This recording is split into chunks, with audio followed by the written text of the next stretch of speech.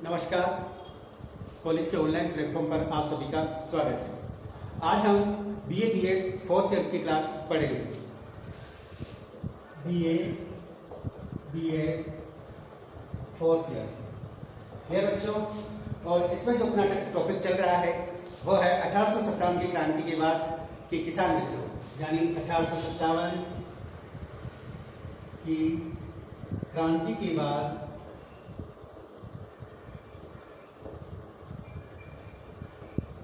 किसान विद्रोह।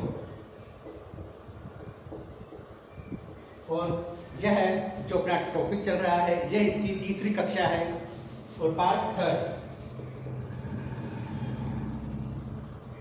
क्लियर बच्चों? इससे पहले हमने बिजुलिया किसान आंदोलन, बेगू किसान आंदोलन व भारतीय किसान आंदोलन के आंदोलन करने के जो प्रमुख कारण हैं उनका विस्तृत रूप से अध्ययन किया था। इन अध्ययन में मैंने आपको बताया था कि किस प्रकार भारतीय सूदखोरों ने, भारतीय जमींदारों ने और जो ब्याज पर पैसे देते थे उन्होंने, और जो गांव के महाजन थे उन्होंने किस प्रकार इन किसानों का शोषण किया, जिनसे उनमें विद्रोह की भावना पनपी। क्योंकि जो किसान जो पहले भूमि के मालिक हुआ करते थे, ब्रिटिश सरकार ने उन पर अधिक से अधिक कर लगाया। भूमि को बंदोबस्त इस प्रकार के किया कि उनका ज़्यादा से ज़्यादा शोषण हो, और वह अपने कर्ज जो अपना लैंड रेवेन्यू है भू राजस्व चुकाने के लिए वह महाजनों के चुंगल में फंस गए। और वह महाजन उनसे येन के प्रकार उनकी ज़मीन को उसने हड़प ली, अधिक ब्याज लगाया, कम पैसे दिए, अधिक लिख दिए। गांव की अशिक्षित जनता थी, वह इनको समझ नहीं पाई। वह अपनी आन बान के लिए उस कर्ज में डूबते गए। और अंत में जब तक उस महाजन ने, सूदखोर ने उसकी ज़मीन को न हथिया लिया, उसके कर्ज को माफ़ नहीं किया। यानी जब तक उसके पास ज़मीन थी उसका शोषण करते रहे, और वह शोषण और कर्ज इतना बढ़ा कि उसे अपनी ज़मीन से हाथ धोना पड़ा। जो किसान पहले ज़मीन का मालिक था, अब वह वह काश्तकार बन गया। वह अब ज़मींदारों की जो भूमि थी उस पर कृषि करने लगा।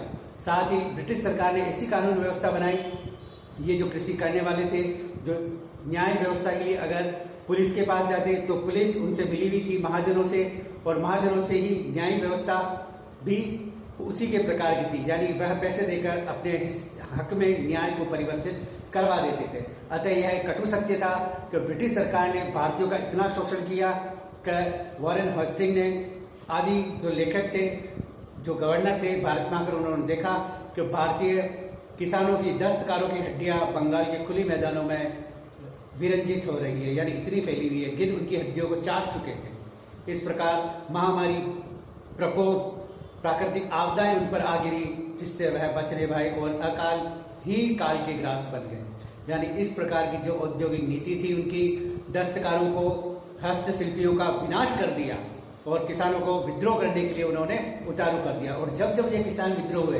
तो इनके विद्रोह का जो सर्वप्रथम निशाना बना वही महाजन बना, क्योंकि उसी महाजन को वो अपने इस दरिद्रता का कारण मानते हैं। अतः जब किसान विद्रोह हुए तो उन्होंने महाजनों पर अत्याचार किए, उनको मारा गया, और उनकी जो बहियाँ थी जिनमें हिसाब किताब लिखता था सर्वप्रथम उनको ही जलाया गया। यानी ब्रिटिश सरकार ने पीठ पीछे रहकर सारा काम कर दिया, और किसानों के गुस्से का जो कारण बना वह बना महाजन। इस प्रकार जो महाजन अपने कार्य का, जो उसने कार्य किए थे उसका वह उत्तरदायी भी था। इस प्रकार हमने किसानों की ये दयनीय स्थिति थी, इसका अध्ययन किया था। थोड़ा इसमें और पढ़ेंगे, उसके बाद हम आगे किसान आंदोलन की विस्तृत रूप से चर्चा करते जाएंगे। पुराने जमींदारों की तबाही, नई व्यवस्था का उदय। ब्रिटिश शासनकाल में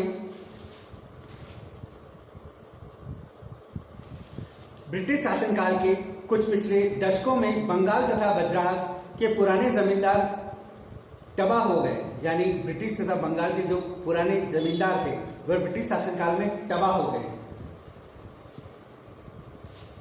ऐसा खासकर सबसे ऊंची बोली लगाने वाले को ही राजस्व वसूली के अधिकार नीलाम करने की वॉरेन हेस्टिंग की नीति के कारण हुआ। यानी वॉरेन हेस्टिंग ने, जनरली एक गांव था, इस गांव में जमींदार, जो पुराने जमींदार थे, वह लैंड रेवेन्यू इकट्ठा कर सरकार को देते थे। किंतु वॉरेन हेस्टिंग ने बोली लगाना और जो ज़्यादा बोली लगाएगा नीलामी प्रथा शुरुआत कर दी। जो ज़्यादा बोली लगाएगा वह अमुक गांव से लगान वसूल करेगा। अतः जो पुराने ज़मींदार थे वह नए ज़मींदारों के अनुसार बोली नहीं लगा पाए, अतः पुराने ज़मींदार हट गए और नए जो ज़मींदार थे वह उससे लगान वसूल करने का उन्हें अधिकार प्राप्त हो गया। इससे वॉरेन हेस्टिंग को यह फायदा हुआ कि उसे जो लैंड रेवेन्यू मिलता था वह एक मुश्त ही मिल गया और उसे इकट्ठा करने में परेशानी नहीं हुई। और ये जो नया ज़मींदार वर्ग था अब उसने जनरली 5 लाख रुपए में यह बोली लगवाई और वहाँ पर उसने मान्यता ले ली। अब जनरली बात करेंगे जो नया ज़मींदार था वो 5 लाख रुपए ही थोड़ी वसूल करेगा, वो तो ये चाहेगा कि मैं ज़्यादा से ज़्यादा लैंड रेवेन्यू इस गाँव से इकट्ठा करूँ ताकि मेरे को फ़ायदा हो। जहाँ लैंड रेवेन्यू 4 लाख का वसूल किया जाता था उसने 5 लाख की बोली में लगाकर वो इकट्ठा अपने अनुसार उसको ले लिया, अधिकार ले लिया। अधिकार के बाद वह 5 लाख 1 लाख उसको ब्रिटिश सरकार को ज़्यादा मिला,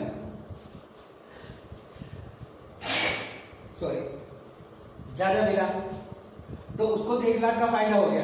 पर जमींदार ने किसानों की जो आय 4 लाख तक ही थी उसको अब 8 लाख से 10 लाख रुपए तक वसूल वहां से की, जिससे किसानों की आर्थिक और ज्यादा दयनीय हो गई। पुराने जमींदार नष्ट हो गए। वॉरेन हेस्टिंग की इस नीति से किसानों की जो रीढ़ की हड्डी थी वो टूट गई। आरंभ हुआ 1793 में स्थायी बंदोबस्त ऐसा ही प्रभाव था। भू राजस्व की भारी बोझ 10% था। वसूली संबंधी सख्त नियम ने जिसके तहत राजस्व की अदायगी से विलंब होने पर जमींदार संपत्तियां बड़ी कठोरता के साथ नीलाम कर दी गई। शेष के कुछ वर्षों के दौरान बड़ी ही विध्वंसकारी भूमिका अदा की।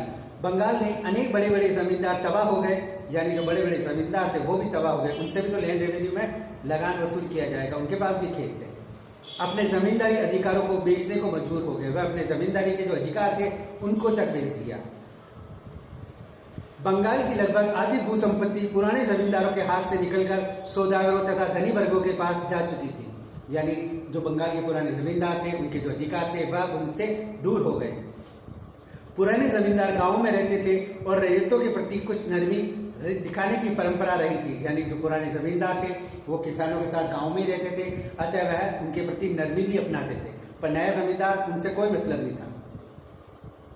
सौदागर तथा पैसे वाले अन्य वर्ग आमतौर से शहरों में रहते थे और कठिन परिस्थितियों का ख्याल किए बिना वह किसानों से पाई निष्ठुरता से वसूल करते थे। वह एक चवन्नी एक पाई भी उनसे निष्ठुरता के साथ वसूल करते थे। उन्हें उनसे कोई मतलब नहीं था कि आप लगान किस प्रकार दे रहे हैं। पुराना जमींदार थोड़ा नरम था, किंतु नए जमींदार सौदागर थे जो शहरों में रहते थे, उनको उस गांव से कोई मतलब नहीं था। वो तो बस अपना फायदा देखते थे। वे बिल्कुल बेईमान थे। किसानों के प्रति उनके मन में कोई सहानुभूति नहीं थी। वे किसानों से अधिक ऐंठते थे। जब भी चाहते उन्हें बेदखल कर देते, यानी उसकी जमीन से उसे बेदखल कर देते, हटा देते थे। उत्तर मद्रास में स्थायी बंदोबस्त और उत्तर प्रदेश में अस्थायी जमींदार बंदोबस्त भी स्थानीय जमींदारों के लिए समान रूप से कठोर था। यानी ये इन प्रकार ब्रिटिश जो शोषण की नीति थी वो चंगुल में फंसते ही गए। मगर जमींदारों की दशा में जल्द ही तेजी से सुधार हुआ। मतलब उससे जो लैंड रेवेन्यू जमींदारों को मिल रहा है तो उसकी स्थिति तो क्या होगी, मजबूत होगी। उसने तो 4 लाख रुपए 5 लाख रुपए एक बार दे दिया, वसूल उसने 10 लाख किए, तो उसको तो हो गया फायदा और वह तो समृद्धि में आ गया। इसके लिए अधिकारियों ने रैयतों किसानों पर अनेक अधिक कर बढ़ा दिए। फलस्वरूप किसानों के परंपरागत अधिकार समाप्त हो गए। अब जमींदारों ने लगान को अधिकतम सीमा तक बढ़ाने के लिए कमर कस ली। फलस्वरूप वे जल्द ही पैसे वाले हो गए। रैयत वाले क्षेत्र में भी जमींदार रैयत संबंधी की प्रणाली धीरे धीरे असफल हो गई। जैसा कि हम ऊपर देख चुके हैं, अधिक जमीन महाजनों, सौदागरों, धनी किसानों के हाथ में चली गई, जो किसानों के द्वारा खेती करवाते। भारतीय धनी वर्गों द्वारा जमीन खरीदने और जमीन बेचने का एक ही कारण यह भी था कि उद्योगों में पूंजी के निवेश में कोई खास गुंजाइश नहीं थी। बटाईदारी एक अन्य प्रक्रिया थी जिसके जरिए इस जमींदारी प्रथा का प्रसार हुआ। अनेक मालिक किसानों तथा काश्तकारी अधिकार प्राप्त रैयतों ने, जिनकी जमीन अस्थायी अधिकार था, स्वयं खेती करने के बदले जमीन के लिए उतावले रैयतों को अत्यधिक लगान पट्टों पर जमीन देना अधिक सुविधाजनक लगा। यानी जिन जमींदारों के पास अधिक जमीन हो गई, महाजनों के पास अधिक जमीन हो गई, तो उन्होंने रुपया पैसा फैक्ट्री में लगाकर अपने पास ही रखा। और उन किसानों को, अब जो किसान बेदखल हो गए थे, उनके पास कोई ज़मीन नहीं थी, उन ज़मीनों पर जो ये लोग थे वह महाजन की ज़मीन पर अधिक से अधिक दर में भी खेती करने के लिए उतारू थे, यानी लालयित हो रहे थे, तैयार हो रहे थे, भले उनका शोषण हो रहा हो। अब वो एक तरह से मर रहा था तो मरता आदमी क्या न करता, अतः उन्होंने उस पर खेती करने के लिए अधिक लगान लगाकर पट्टे पर ज़मीन देना अधिक सुविधाजनक पाया। यानी उसने ये कहा कि आप खेती करेंगे तो आपको इतना लगान देना पड़ेगा, और एक पट्टा लिखवा दिया, कबूलियत करवा दी। अतः वह और उसके चुंगल में फंस गए। कालक्रम से जमींदारी प्रथा ने सिर्फ जमींदारी क्षेत्र में ही बल्कि रैयतवाड़ी क्षेत्र में भी कृषि की मुख्य विशेषता बन गई। जमींदार प्रथा के प्रसार की एक उल्लेखनीय विशेषता थी कि बिचौलियों का उदय हुआ, यानी अब बिचौलियों का उदय हो गया। चूँकि खेतिहर रैयतों को आमतौर पर कोई सुरक्षा नहीं थी, जमीन पर जनसंख्या के बढ़ते हुए दबाव के कारण रैयतों ने जमीन के लिए परस्पर प्रतियोगिता की, इसलिए जमीन का लगान बढ़ा दिया गया। यानी अब ज़्यादा से ज़्यादा ज़मीन पर खेती कौन करेगा, ज़्यादा से ज़्यादा कौन उत्पादन करके देगा, क्योंकि ज़मीन पर वैसे ही हस्तशिल्प और कुटीर उद्योगों का नाश हो गया, तो सभी भूमि पर कृषि करने के लिए उन्हें सुविधाजनक लगा, तो अतः भूमि पर भार बढ़ गया और उनमें प्रतियोगिताएं होने लगी, बढ़ गया। जमींदार और नए भूस्वामियों ने लगान वसूलने के अपने अधिकार को लाभदायक शर्तों पर अन्य इच्छुक लोगों को दे दिए। यानी जो ठेकेदार था उसने लाभ के चक्कर में और बिचौलियों को वह उसको दे दिया कि आप ही वसूल करना, मैं तो यहाँ बैठा हूँ। अब वो जो नया आया है, एक तो नीलाम लेकर ठेकेदार बना और ठेकेदार ने भी उसको ठेकेदारी पे दे दिया, तो और डबल शोषण किसानों का होगा,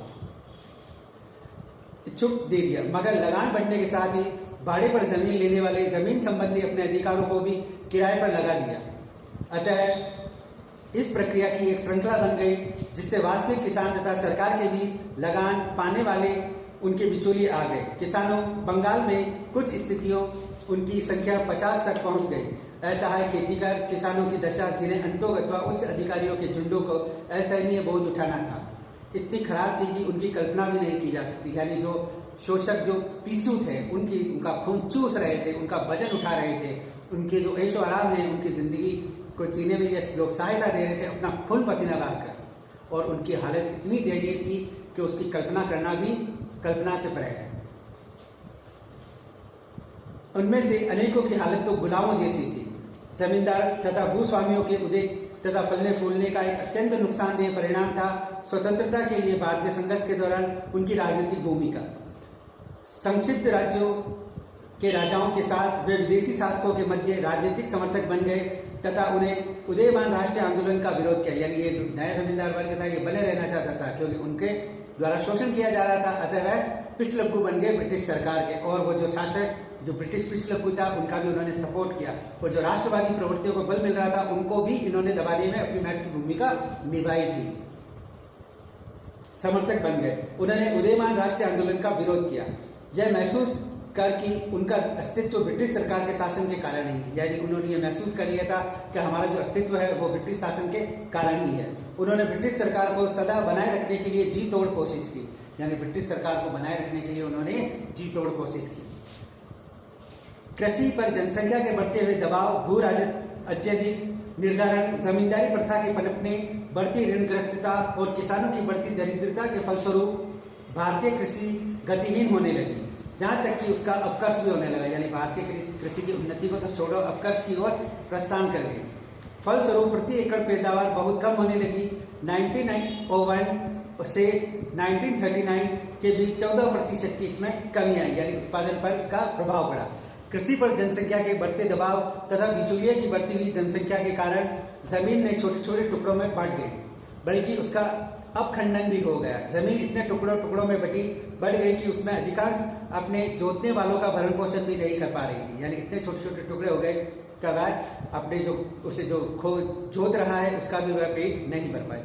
बहुसंख्यक किसानों की अति दरिद्रता के कारण उनके पास इतने साधन नहीं थे जिनमें से वे अपने मवेशी बीजों, खादों, उर्वरकों तथा उत्पादन की उन्नत तरीकों का इस्तेमाल कर सके। यानी उनके पास इतने पैसे नहीं थे कि वह इन सारी चीज़ों का उपयोग कर सके।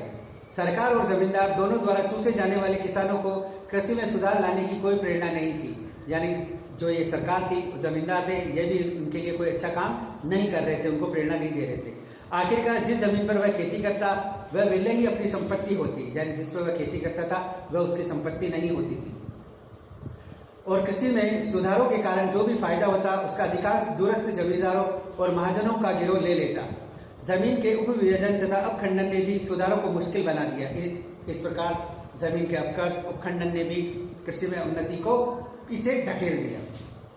इंग्लैंड तथा अन्य यूरोपीय देशों में धनी जमींदारों ने बहुधा जमीन की पूंजी लगाई जिससे उसकी उत्पादकता बढ़ सके। यानी यूरोप में जहाँ यूरोपीय जमींदारों ने कृषि की उर्वरता उन्नत तकनीक पर उन्होंने पैसा लगाया जिससे उनकी आय बढ़ सके, उत्पादन बढ़ सके, उनको हिस्सा मिल सके। मगर भारत में दूरस्थ जमींदारों ने वे चाहे नए रहे वो पुराने कोई उपयोग कार्य उपयोगी नहीं किया। यानी नए जो जमींदार थे उन्होंने ऐसा कोई उपयोगी कार्य नहीं किया। वे केवल लगान प्राप्त करता ही रह गए। बहुधा जमीन में उनकी कोई जड़ें नहीं थी, अतः उन्होंने लगान वसूल करने के सिवाय उनमें कोई व्यक्तिगत दिलचस्पी नहीं थी। यानी वह तो सिर्फ लगान लेना ही जानते थे, उसकी उन्नति पे उन्होंने जरा सी भी ध्यान नहीं दिया। इसलिए ज़मीन में उत्पादक निवेश करने की अपेक्षा अपने रैयतों, किसानों और भी उनका खून चूसकर अपनी आय बढ़ाने उन्होंने अपना सिर्फ अपना बल्कि कार्य भी यह श्रेष्ठ समझा। यानी उनका येन केन प्रकार उनका खून चूसा जाए वही कार्य श्रेष्ठ कर समझा।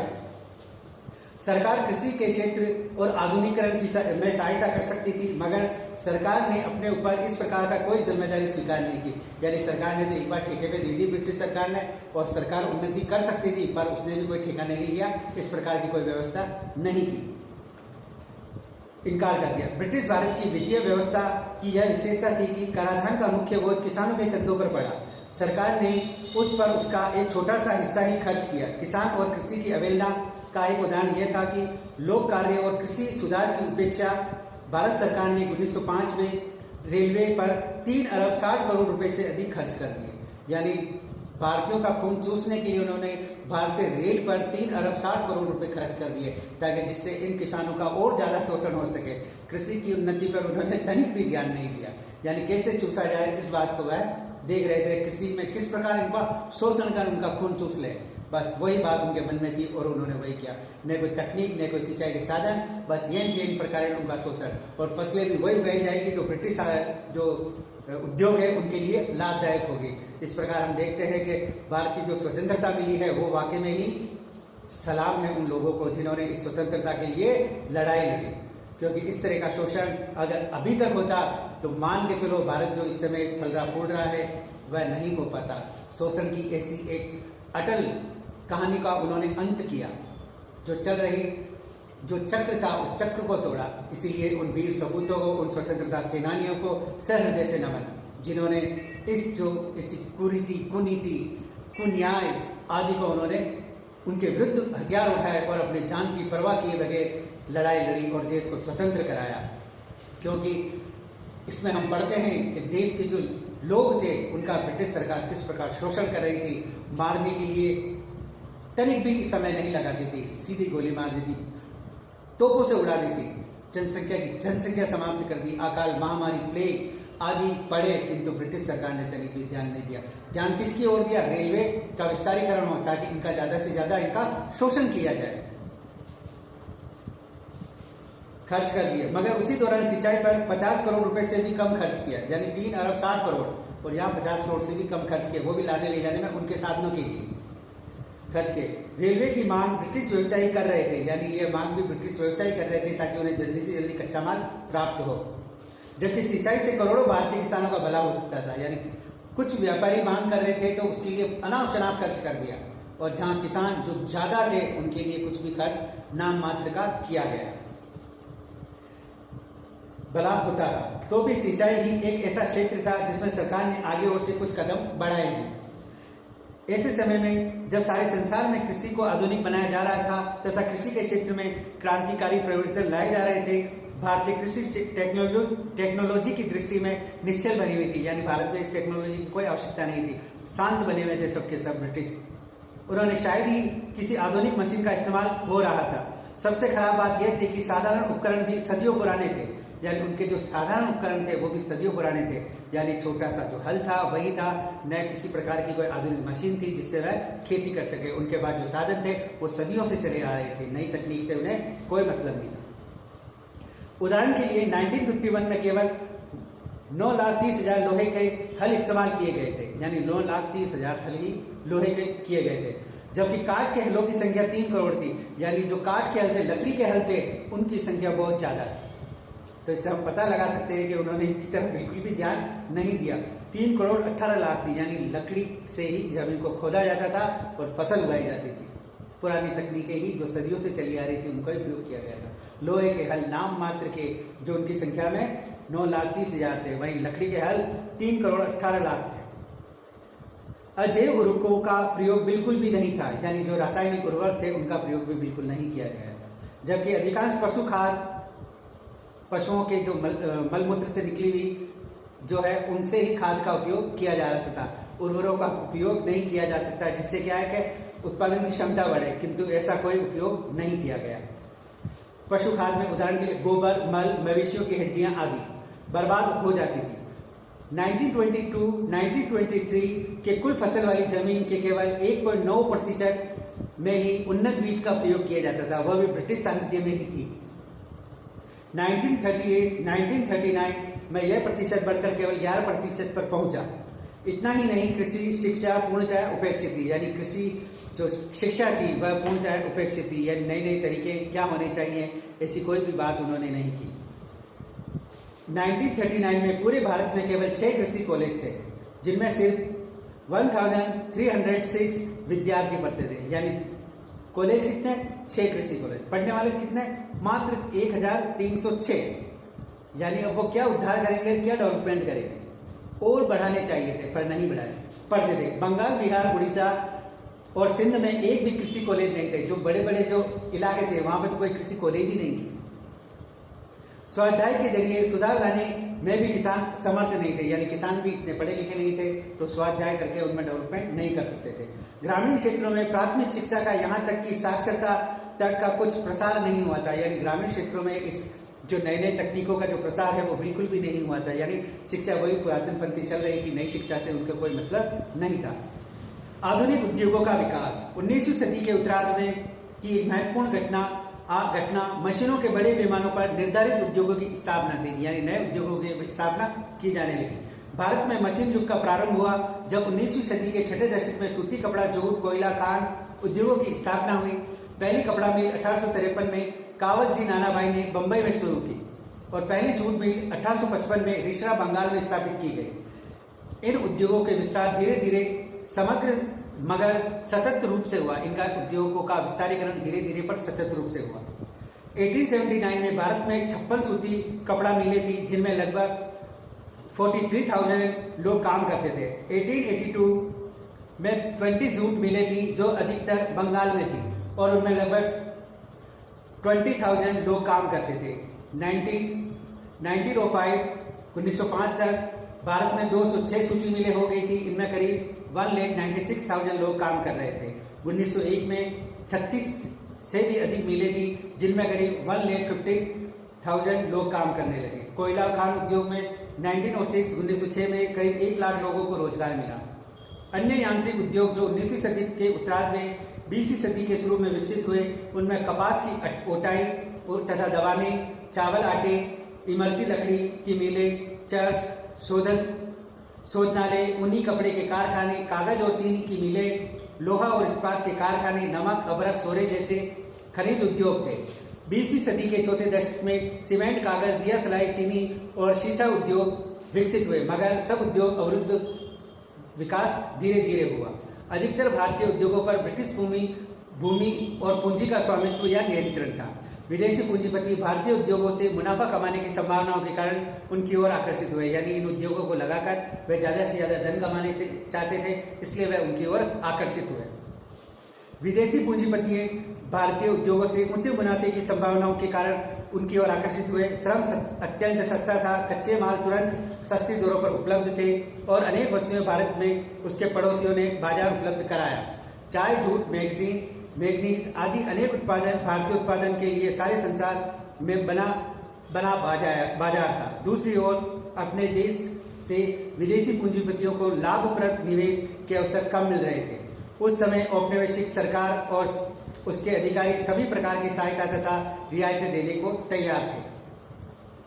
विदेशी पूंजी ने अनेक उद्योगों में भारतीय पूंजी को दबा दिया। यानी विदेशी पूंजियों ने जो निवेश किया उसने भारतीय पूंजी को दबा दिया।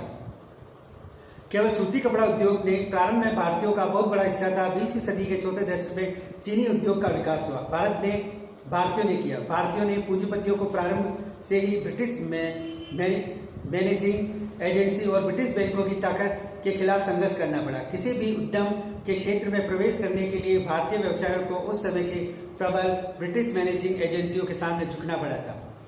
अनेक परिस्थितियों में भारतीयों की कंपनियों पर भी विदेशी स्वामित्व मैगजीन भारतीयों को ऋण मिलने में भी कठिनाई थी। अधिकतर बैंकों पर ब्रिटिश अरबपतियों का प्रभाव था। अगर उनको कर्ज मिलता तो ये उन्हें ऊंची दरों पर ब्याज देने पड़ते थे, जबकि विदेशी काफ़ी सामान आसान किस्तों शर्तों पर ले सकते थे। भारतीयों ने धीरे धीरे अपने बैंक और बीमा कंपनियां विकसित करना शुरू कर दी। 1914 में कुल बैंकों जमा के 70% से भी अधिक पर विदेशी बैंकों का अधिकार था। 1935 में यह हिस्सा बढ़कर 57% हो गया। भारतीय आर्थिक जीवन को अपना बोलबाला बनाए रखने के लिए भारत स्थित ब्रिटिश उद्यम ने मशीनों और उपकरणों देने वाले ब्रिटिश संभरणताओं, जहाजरानी, बीमा, विपणन आदि पर राजनीतिक विस्तार किया। इस प्रकार हम देखते हैं भारतीय रेलवे भी ब्रिटिश उद्यमों के प्रति भेदभाव किया गया। रेलवे भाड़े की दरों में देशी उत्पादनों की तुलना में विदेशी से आई वस्तुओं को प्रोत्साहन दिया। आयाती वस्तुओं की अपेक्षा भारतीय वस्तुओं के वितरण कठिन और खर्चीला था। यानी रेल में जो विस्तार किया गया, रेलों में विदेशी वस्तुएं हैं उनको सस्ते दामों पर आना जाना था, वही भारतीय वस्तुओं पर कर अधिक लगा दिया, जिससे वह ज़्यादा से ज़्यादा कमाई ना कर पाए, कर भी ज़्यादा लगा दिया। भारतीयों द्वारा उद्योग स्थापित करने के लिए अन्य गंभीर कठिनाई यह थी कि देश में भारी या पूंजीगत वस्तुओं के उद्योग का लगभग पूरा अभाव था। इन उद्योगों के बिना अन्य विभागों में तेजी से स्वतंत्र विकास नहीं हो पा रहा था। यानी अगर कोई बड़ा उद्योग लगा था तो उसको भी रॉ मटेरियल चाहिए था, कच्चा माल चाहिए था, उसके लिए कोई व्यवस्था नहीं थी। अतः उनके लिए कठिन और दुष्कर कार्य था। लोहा और इस्पात उत्पादन करने या मशीन बनाने के लिए भारत के पास बड़े संयंत्र नहीं थे। इंजीनियरिंग उद्योगों के नाम पर कुछ छोटी छोटी मरम्मत वाले वर्कशॉप थे और धातु उद्योग के नाम पर थोड़ी सी लोहा और पीतल की फैक्ट्रियां थी। भारत में इस्पात का उत्पादन सबसे पहले 1913 में इसी प्रकार भारत में इस्पात, धातुकर्म, मशीन, रसायन और तेल जैसी बुनियादी उद्योगों का अभाव था। विद्युत शक्ति के विकास में भी भारत पिछड़ा हुआ था। यानी विद्युत का उत्पादन भी इतना नहीं हो रहा था कि ये उद्योग लगाया जा सके। मशीनों पर आधारित उद्योगों के अलावा 19वीं सदी में नील, चाय और कॉफ़ी जैसे बागान उद्योगों का भी विकास हुआ। उन पर पूरी तरह से यूरोपियों का स्वामित्व था। नील का उत्पादन सूती कपड़ा उद्योग में रंगाई के लिए होता था। नील से रंग बनाने का उद्योग भारत में 18वीं शताब्दी के अंत में शुरू हुआ, जहाँ बंगाल और बिहार में यह फला फूला किसानों पर अत्याचार के कारण नीलह बदनाम हो गए। इंडिगो प्लांट्स, उन्होंने नील की खेती करने वाले किसानों को मजबूर किया, जो आगे हम पढ़ेंगे। इस उत्पीड़न का सजीव चित्रण प्रसिद्ध बंगाल के लेखक दीनबंधु मित्र ने अपने नाटक नील दर्पण में 1860 में किया। संश्लिष्ट रंगों के आविष्कार में से नील उद्योग को धक्का लगा, धीरे धीरे हास हो गया। चाय उद्योग का विकास 1850 के बाद असम, बंगाल, दक्षिणी भारत, हिमाचल प्रदेश की पहाड़ियों में हुआ। बंगाल तथा विदेशी स्वामित्व वाले अन्य उद्योगों में भी भारतीय जनता को कोई फायदा नहीं हुआ। इस प्रकार हम देखते हैं कि इन उद्योगों के लगने से भारतीय किसानों, भारतीय लोगों का सिर्फ शोषण करना ही था। उन्होंने अधिकांश उत्पादन विदेशी बाजार में ही बिकते थे और बिक्री से प्राप्त विदेशी मुद्रा का इस्तेमाल ब्रिटेन करता था। इन उद्योगों से भारतीयों को एक ही फायदा हुआ कि अकुशल लोगों के लिए रोजगार के अवसर पैदा हो गए, मगर इन उद्योगों में अधिकांश मजदूरों की मजदूरी बहुत कम थी तथा उन्हें अत्यंत स्थितियों में लंबे समय तक संघर्ष करना पड़ा। इसी में महात्मा गांधी ने अहमदाबाद मजदूर आंदोलन में भी हिस्सा लिया था। कुल मिलाकर भारत में औद्योगिक प्रगति बहुत धीमी थी और दुखदायी रही। औद्योगिक प्रगति 19वीं सदी में सूती कपड़ा और जूट उद्योग, चाय बागान 20वीं सदी के चौथे दशक में चीन और सीमेंट तक ही सीमित रही। 1946 में भी कारखानों में काम करने वाले 40% मजदूर सूती कपड़ा, जूट उद्योग में लगे थे। यानी अधिकांश जो मिली थी वो इसी प्रकार की थी। आर्थिक विकास भारत की आवश्यकता की तुलना में नगण्य था। वस्तुतः विदेशी हस्तशिल्पों का हास में भी पूरा योगदान दिया। उससे गरीबी तथा जमीन पर जनसंख्या के बढ़ते हुए दबाव की समस्याओं को खासकर कोई असर नहीं पड़ा। भारत के औद्योगिकरण की नगण्यता तथा इससे तथ्य से स्पष्ट होती है कि 1941 में 35 करोड़ 70 लाख की जनसंख्या में से केवल 23 लोग आधुनिक उद्योगों में लगे थे। इसके अलावा 1858 में शहरी और ग्रामीण हस्तशिल्पा का अनवरत हास जारी रहा। भारतीय योजना आयोग ने हिसाब लगाया कि प्रोसेसिंग और विनिर्माण में लगे लोगों की संख्या 91 में 1 करोड़ 30 लाख थी, जो बढ़कर 1951 में 88 लाख हो गई। यद्यपि इस दौरान जनसंख्या का 40% भाग में वृद्धि हुई। सरकार ने पुराने देसी उद्योगों के संरक्षण, पुनर्स्थापना, पुनः संगठन, आधुनिक औद्योगिकरण के लिए कई प्रयास नहीं किया। इसके अलावा उद्योग भी सरकारी सहायता के बिना बहुधा ब्रिटिश नीति के विरुद्ध ही विकसित हुए थे। अतः इन्हीं से अब आगे जो किसान आंदोलन हुए, उन्होंने निरंतर शोषण किया, क्योंकि जो उद्योग लगाए गए थे वो भी ब्रिटिश हितों के अनुकूल ही लगाए गए थे। और इसी से जो नए उद्योग लगे थे उनमें जो मजदूरी करते थे उनको मजदूरी बहुत कम दी जाती थी। अतः उन दोनों के मध्य पूंजीपति और मजदूरों के बीच में शोषण बढ़ा। यह शोषण बढ़ने से कृषि जो क्षेत्र है उसमें लोगों को रोजगार मिला, किंतु उनका वहाँ भी शोषण जारी रहा। और नेक्स्ट अन्य जो उर्वरक आ गए, नए रंग आ गए, इनसे भी जो किसान खेती करते थे उनको बड़ा नुकसान हुआ। और इन्हीं किसानों ने बार बार होने वाले संघर्षों को जन्म दिया, जिनमें हम पढ़ेंगे नील आंदोलन, पाबना विद्रोह, दक्कन उपद्रव, मालाबार का मुगल विद्रोह, संयुक्त प्रांत के किसान का विद्रोह, आगरा अवध क्षेत्र के विद्रोह, ईका आंदोलन, बारदोली सत्याग्रह, बिजोलिया आंदोलन, बिजोलिया हमने पढ़ लिया है, बाकास्त किसान संघर्ष, तेबागा आंदोलन, तेलंगाना का किसान आंदोलन, वर्ली आंदोलन, पुनप्रा एवं वायलार आंदोलन, अखिल भारतीय किसान संघ का गठन हुआ। इस प्रकार भारत में जो निरंतर कृषि विद्रोह हुए उनका एक विस्तृत रूप से हम परिचर्चा कर रहे हैं। और मैंने इस क्लास में आपको बताया कि किस प्रकार किसानों का, हस्तशिल्पियों का, दस्तकारों का, मजदूरों का शोषण ब्रिटिश सरकार ने किया। वह हस्तशिल्पी काश्तकार जो थे उन्होंने ब्रिटिश के शोषण के फलस्वरूप मजदूरी करना प्रारंभ किया। वहाँ भी उनको चैन नहीं मिला, वहाँ भी उनको मजदूरी कम दी जाती थी और 18 घंटे तक काम में लिया जाता था। अतः निश्चित रूप से ये कह सकते हैं ब्रिटिश जो समृद्धि का कारण बना उसमें यंग के प्रकार भारतीय का शोषण और उनका चूसा हुआ खून था। अतः इस क्लास में इतना ही। आगे जो क्लास पढ़ेंगे उसमें और आगे इस पर परिचर्चा जारी रहेगी। आप क्लास को मिस ना कीजिएगा और प्रत्येक क्लास को ध्यान से सुनिएगा। धन्यवाद। जय हिंद।